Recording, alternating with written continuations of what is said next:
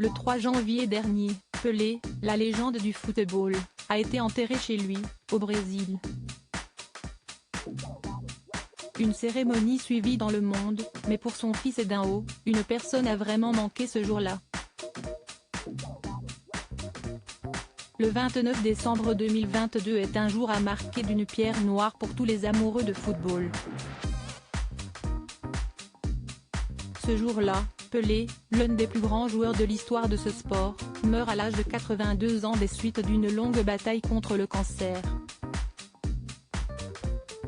Comme ce fut le cas pour Maradona 2 ans plus tôt, l'ancien joueur a eu droit à des hommages nationaux et même internationaux, pour célébrer celui qui restera comme l'un des plus grands joueurs. Pour ses obsèques le 3 janvier, celui que l'on surnommait le roi Pelé a été enterré à Santos, dans la ville où il a tout connu et en présence de nombreuses personnalités. Pourtant, à entendre son fils Edinho, une personne manquait à l'appel ce jour-là. Interrogé par l'équipe MAG, le fils de Pelé, qui a lui aussi connu une carrière de joueur professionnel, regrette l'absence d'une personne en particulier au moment des obsèques de son père. La seule qui m'a manqué, si estime ma sœur, Jennifer, qui n'a pas réussi à venir, indique l'homme de 52 ans. Marié à 3 reprises, la légende du football a terminé sa vie aux côtés de Marcia Hockey, très touchée au moment des funérailles. Pelé a eu 7 enfants au cours de son existence et sa fille ne pouvait donc pas être présente, mais malgré tout, les gens se sont déplacés en masse pour lui rendre un dernier hommage.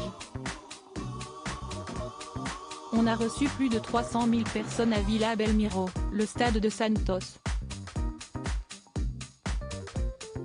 C'était fabuleux.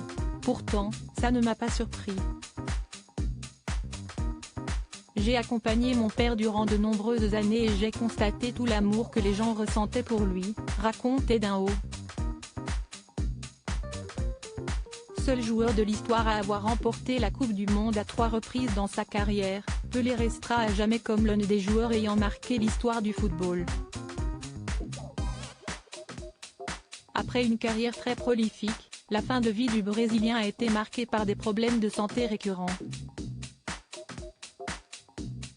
Touché par un cancer au niveau du côlon, il est hospitalisé à de multiples reprises au cours des dernières années de sa vie. Fin novembre, son état de santé s'aggrave et après plusieurs jours à lutter, l'ancien sportif s'éteint le 29 décembre, déclenchant l'émotion de tout un pays. Les hommages ont été très nombreux pour saluer la mémoire de celui qui a changé à tout jamais l'histoire du football et qui reste encore aujourd'hui une référence pour tous les amoureux de sport.